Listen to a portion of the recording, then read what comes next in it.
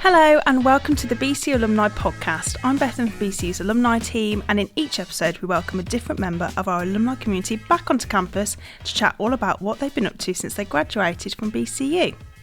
Today we're joined by Olivia Mae Hanlon, who graduated with a degree in Psychology and Criminology in 2019. Olivia is the founder and CEO of Girls in Marketing, which she set up shortly after completing her studies and has enjoyed huge success since. In fact, last year, Olivia was named by Forbes in their annual 30 under 30 list in the media and marketing category. Founded as a community initiative, Girls in Marketing has an audience of more than 300,000 followers across social media channels, and it has become a go-to education platform and networking community for marketers looking for up-to-date and accessible content and resources. As well as hosting regular successful events, Olivia has worked with major brands including Adobe. Olivia's The Girls in Marketing podcast has had over 250,000 downloads and consistently ranks at the top of marketing podcast charts in both the UK and in the US. In 2023, Girls in Marketing generated $300,000 in revenue from membership fees and podcast sponsorships alone, but it was thanks to her love of blogging and social media from a very young age that led the Alumna to eventually become a CEO. In this episode, we'll be discovering Olivia's incredible career journey and life path so far. Olivia, welcome to the BCU Alumni podcast. Firstly, what's it like to be back at BCU for the day? Thank you so much for having me. It is very strange. Since I've left, there's now a lot of work going on in Birmingham. So getting here from the station was very different to how it used to be. But no, it's nice. Not much has changed on actual campus, which I suppose is a good thing. And it feels very strange, but good at the same time. So tell me about how you ended up at BCU in the first place. And did you always want to go to university? I felt like I was a typical sort of student. I didn't know what I wanted to do, but I loved a subject. So the subject that I loved was psychology at GCSE and then at A-level. And I think I was just a typical sort of student where you just think, I've got nothing else to do. I might as well go to university. Yeah. And then it begged the question of where do I actually go? And, what do I study? Because I love psychology, but there's so many areas that you can explore. So essentially I went off on a journey, tried to find a university that I liked. I wanted something that wasn't too close to home, but also wasn't too far away. Yeah. So I'm from Liverpool originally. That's where I live now. That's where I lived before I went to university as well. And I kind of thought, where is close but far enough away that I'm not going to come home all of the time, because I wanted the freedom and flexibility to live on my own, to have that individuality, to live solo. So I looked at a few different. The first thing for me was the city. So I looked at Birmingham as a city. It was relatively cheap to get on the train. I think when I was a student, it was about £6 per way on the train, so £12. And I don't think it's that much different now, which is quite good. It is about an hour and a half on the train, and it's not the most fun of journeys, but it's cheap. So as a student, I was like, that would be great. And then I looked at a few other cities as well, but ultimately I came to BCU's open day. I remember I sat in one of the criminology lecturers. I can't remember who delivered it now, but I was so fascinated with everything they had to say. I think that the BCU open days are an amazing showcase of what BCU actually is. I then actually went on, whilst I was a student, to be one of the kind of ambassadors for my course as well. I absolutely loved it, and I think the open day sold me. So it was a mixture of, okay, I want to go to that city, but then also coming to the university, seeing it, experiencing it, being part of it. And then I just fell in love with it, and I didn't go to see any of the universities after that, because I just knew that I wanted to come here. That's so funny what you said about not being too far away from home but being far enough away, because I went to university in Liverpool, so I had the total opposite to you, where I was like, obviously grew up around here, as you can probably tell by the accent, and wanted to be away from home but not too far away from home. And I do think Liverpool to Birmingham is a good enough. Like when you look on a map, it's like it's a good chunk, but not too far away. I think that's really interesting that we've literally had like total opposites but the same. So can you tell me about what you were like as a BCU student then? Kind of like, what were your like favourite spots? Where did you go out? And what were your like student highlights, I guess? I think first year, my experience of first year versus second and third year was very different. I come into university and I had the typical mindset of you don't have to try, and you can just do whatever you want. Yeah. You can just breeze through university, it'll all be fine. I've never been like that in school. When I was at A-level and GCSE, I was a person who would try so hard at all my subjects, but I think there's just this notion in society that when you go to university you don't have to try. So in my first year, I lived it up. I went out, I was drinking, I was partying, I was doing my assignments, but very last minute. I wasn't really putting the effort in, and my grades genuinely showed for it. I was barely scraping through. I was getting low 40s. I think I even failed one of my modules as well. And to someone who is very much holds myself up to high expectation, as soon as I started getting those grades back, I was absolutely gutted. And I think it was a slap in the face for me that I had to actually put effort in and try. So then second and third year was very different. I started a society with one of my friends. I started putting more effort in, and I almost kind of stopped the whole typical university experience of going out and drinking all of the time. I still would have fun, but just in a different way. That's when I got involved in the open day kind of brand ambassador scheme, which was great, and I met so many people doing that as well. So I think my time from first year versus second and third year was very, very different. And I think when I started putting the work in second and third year, I started getting 70s, 80s, and I ended up graduating with a first. So I think that showed to me that I had to put the work in. I spent a lot of time at Cares and Building. I spent a lot of time in the library. Genuinely, I pulled so many all-nighters in the library, not because I was last minute, because I just really enjoyed staying in the librry with my friends. You know, we bring some food in, we'd order some drinks and takeaway and stuff like that, and we just loved it. I think there was a machine in Cares, and I don't know if it's still there, but it had you could pay for hot chocolate for like £1 or something. I used to live on them because at the time I didn't really drink coffee. I now live and breathe off coffee, but I didn't at the time. So I spent a lot of time in Cares and Library. Equally, spent a lot of time just around the campus and with friends and stuff like that. I actually didn't spend that much time in this building, which is a Parkside building. I didn't really ever come in here. I suppose if you didn't study in here. So I didn't really have a need to, so I never really did, but I spent a lot of time in Cares, which I really loved. So you studied psychology here at BCU, but then obviously ended up working in marketing. So how can you apply the skills and I guess the experience of a psychology degree to marketing? I think psychology is very transferable. You have so many skills. It's similar to things like English or media, all of those sort of subjects. You don't actually need to study it to go into it. So marketing, obviously there's tons of marketing degrees now, but most people that I actually know don't get into marketing through a degree. They get into it just through experience of, you know, maybe being offered a certain internship or a role or doing some voluntary stuff. And for me, when I was in my second year of university, I was working in hospitality. I was obviously doing the course ambassador stuff for the open days, and I wanted to make a bit of extra money. I'd had a blog since I was about 13 or 14. I didn't realise you could get paid for writing blogs.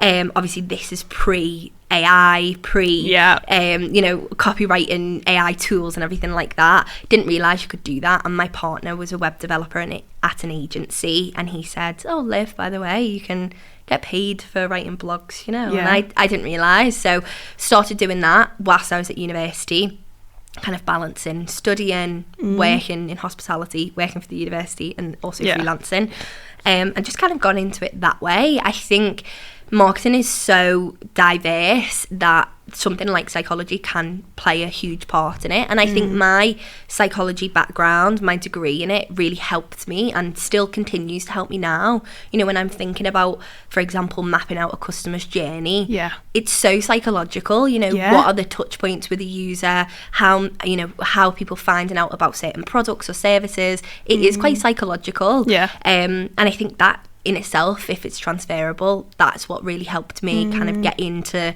marketing, is that transferableness of psychology, really.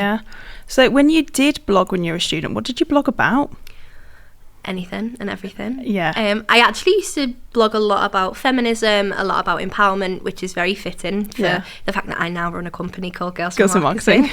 I had a thing come up on my Facebook memories the other day, and it was a memory of a blog that I'd wrote in 2013, I think. Yeah. So obviously about 6 years prior to setting up Girls in Marketing, and even prior to being a student. And it said feminism, it was the title of the blog, and it was all about feminism. And I just think if that doesn't sum up what I was destined to do, I don't know what does. So yeah, when I was a student, I used to blog about anything and everything. I did a lot on kind of fashion and beauty and stuff like that, but I also did a lot on kind of societal issues. I did some psychology stuff, talked about, you know, the brain and stuff like that. It was very mixed, to be honest with you. I don't know how I had readers that would regularly read, because it was all over the place. Yeah, but I think especially back then as well, like I was only talking about this the other day actually, about the kind of like very early days of YouTube.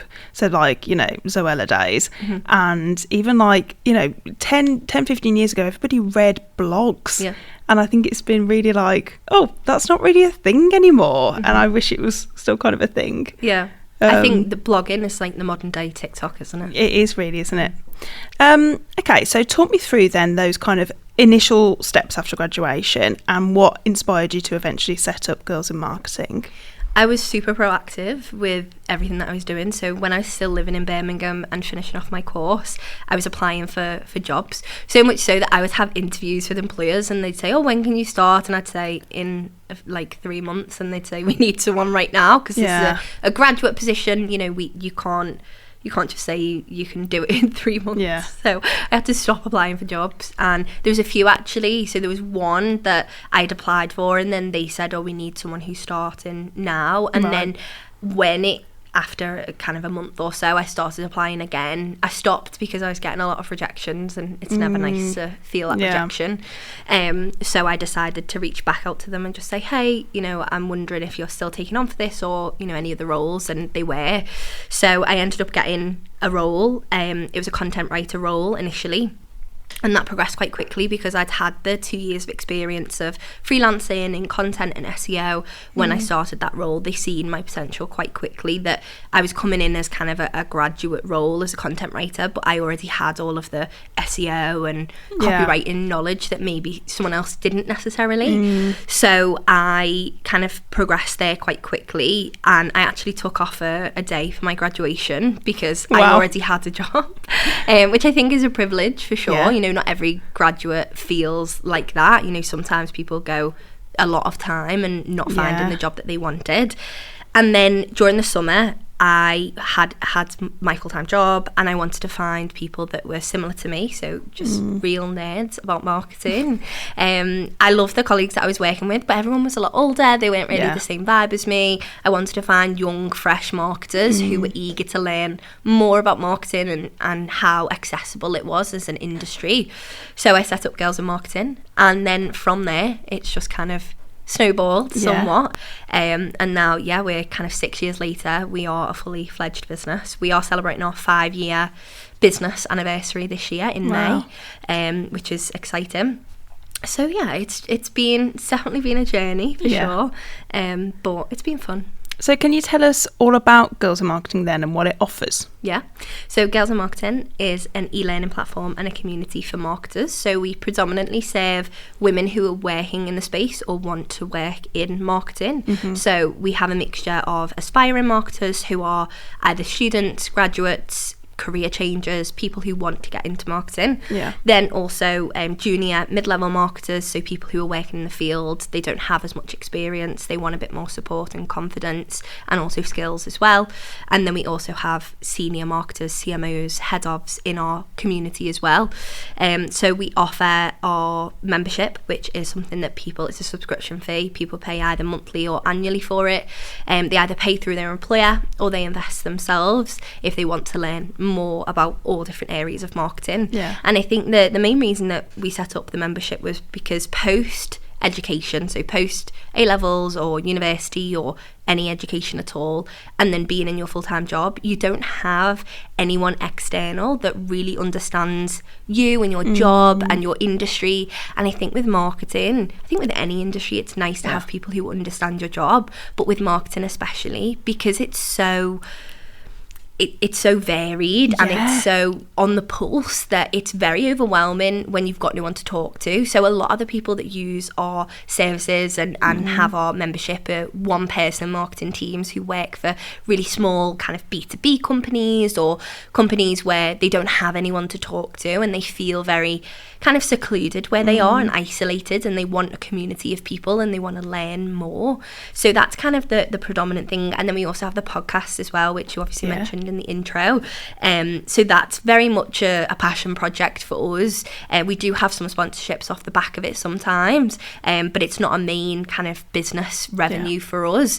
It's very much focused on teaching people as much as we can on the pulse, trends, algorithms, campaigns, but making it fun. There's a lot of marketing podcasts out there that are very dry and very heavy, and we wanted something that was a bit more kind of light and airy. It was more kind of girly, more chit-chatty, something that you could listen to on your commute or on your run, and it doesn't feel like you are sat somewhere and just hearing someone drone on. It's a fun something that you can listen to and learn still at the same time. I think that's kind of what we aim to do with all of our content, you know, whether it's social content, membership stuff or the podcast. We want to make it fun and accessible as well as educational. Yeah. So did you ever expect Girls in Marketing to become the success that it is today? No. Short answer is no. I didn't even know what it was going to be. I remember I sat in a coffee shop. It was on a Sunday evening and I was with my partner and I said, I really want to start this thing. I think Girls in Marketing could be a really cool name. And he said, well, why don't you just set up a website? Why don't you just, make an Instagram page? And I thought, yeah, okay, I don't know why I wouldn't. There's nothing to lose. So I did that, and I think I never had a plan. I never had a business plan. I never sat down with anyone. Don't get me wrong, along the way, the last 6 years, I have spoke to countless mentors, business people, investors, countless people. At the time, I genuinely had no idea where it was going to go. And I think sometimes I still don't, because people ask me now, where do you see Girls in Marketing in 5 years? I'll be honest, I don't know. I just keep going and we keep doing what people like, do more of it, do more experimentation. And I think that's what makes us such a good kind of thing for people to see and to like, because actually we are very different and we're not the status quo. We're not the typical sort of business that everyone sees. So I think for me, I didn't have a plan and I didn't know where it was going to go, but I've just kind of went with it anyway. Yeah. So how kind of soon into having a full-time job did you think, I'm going to set up Girls in Marketing and it's going to become my full-time job? Yeah, well, I actually had the idea when I was at university as well. I was very much sitting on the idea because I was in Birmingham. I felt quite isolated as a freelancer in the community. So I had the idea, but I set it up around, I think it was like 9 months into my full-time job. Again, because I was working full-time, but I didn't feel like I had that community element. The initial idea really was to do just kind of in-person events, and then obviously because of everything that happened with the pandemic and COVID, that couldn't go ahead. We had to kind of pivot and change our strategy to online. So I set it up quite quickly, but then what happened is I had it a little bit whilst I was working full-time as well. Doing both side by side, which was a lot of work. I was also still freelancing at the time as well, so I was balancing. I'm very much a balancer. I love to do multiple things at once.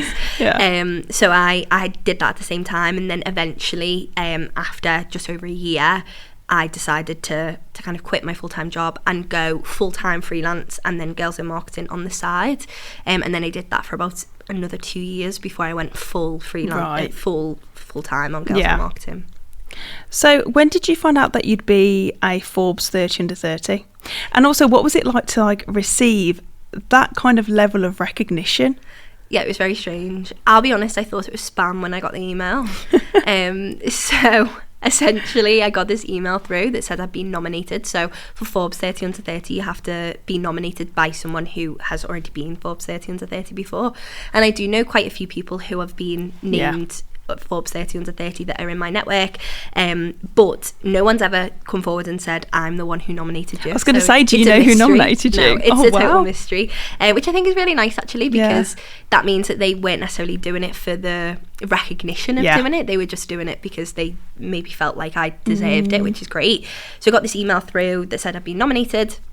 So I thought, oh, okay, what is this? I thought it was just a spam of, oh, if you pay $1 million, you can get listed in this top 3 million entrepreneurs list or something like that. So I initially ignored it. I just archived it, forgot about it.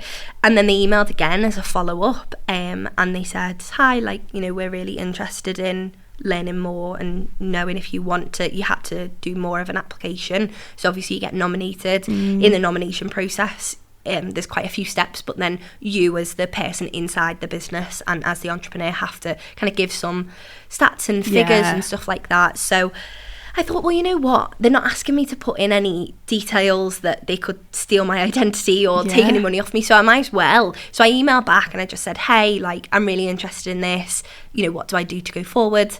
Filled in the form, and then they said to me, you'll just basically hear on the day when we release it. So I filled in this form. I kind of forgot about it, really. I didn't think much again about it. It was great, but I was just like, oh, you know, I filled it in. It is what it is. And then on the morning of the list come out, I remember waking up and I literally turned over to my bedside table, pulled up my phone, and I had about 10 messages from different people like, oh my god, you're in Forbes 30 under 30, because I hadn't told anyone that I had been nominated or I'd applied, because I didn't think I was going to get it. So it was one of those situations where if you go around telling everyone and then nothing then it comes wouldn't of happen. it looks stupid. So I didn't tell anyone. So I remember one of my friends, Grace Andrews, she is the brand director for Diary of a CEO by Stephen Butler. She messaged me and she was like, oh my god, Liv, you've been in Forbes 30 under 30. She's like, what the hell? I didn't even, all this. And I was like, what? This is so mad. And then I had an email as well from them saying you've been listed, and then, you know, the link to it and everything like that. So yeah, it was strange, for sure. I was the first ever person from Liverpool to be in it as well. Oh my god, which is great. Not even for the category, just in general. Wow. So love putting Liverpool on the map for the Scousers. So yeah, it was interesting. It was very much a process that I didn't really think much about. It was very easy, but yeah, equally I didn't really overthink it, because I never in a million years thought that I would be listed. And it probably happened for you because you didn't overthink it. Essentially. Yeah. So you've become a real name now with like such a huge following, but obviously with following brings influence. So is there anything kind of within the marketing industry that you'd like to challenge or perhaps see change in the future?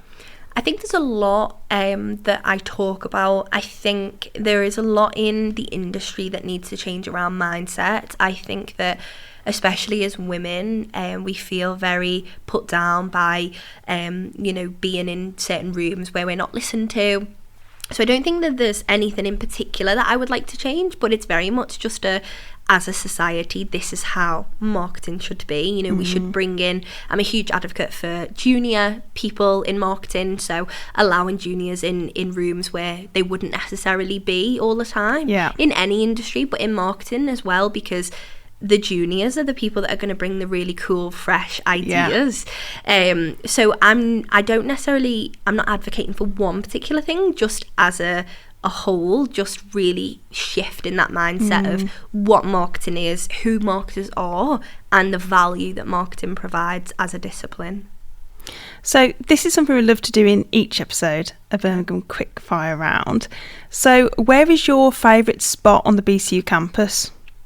I mean, this is quite sad, but it's got to be the library. I thought we were going to say the library. Okay, would you rather go to Snobs or Pop World? I've never been to Snobs, but I also wouldn't go to Pop World. So can I say neither? Okay, well, where would you go? Where would I go? That's a good question. I like Broad Street.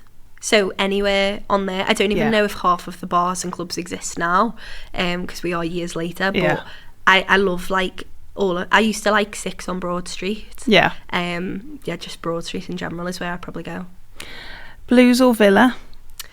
Again, neither. I can't do that to my partner, who is an Evertonian. Yeah. And also just to Liverpool. I can't choose either of those. And where is your favourite Brummie landmark?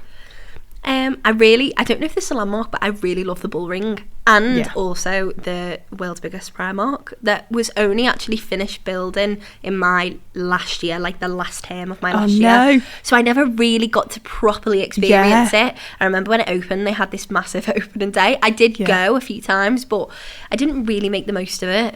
But I might make the most of it after this recording. I was going to say, it is a full-on day out in there. And what is your favourite Brummie word? I really like Bab. Yeah. Or what also always confused me is the way people from Birmingham, well, not everyone, but a lot of them say mom, and they spell it with an O instead of a U. Yeah, I do that. That to me always confused me. When I was at university, I had quite a lot of friends that were from Birmingham, and they always used to say, oh, mom, or MOM on text, and I was like, that's so strange to me. Yeah. So I'd probably say either Bab or the way you guys say mum. Say mum rather than mum. Yeah. That's so funny because obviously when I went to university in Liverpool, they looked at me like I was nuts when I said mum, and they were like, it's mum. Yeah. And I don't think anybody had ever even questioned it because obviously everybody around here just says mum. Yeah. So what are your highlights since graduating from BCU then? Have you got any key moments in time where you thought that was particularly amazing?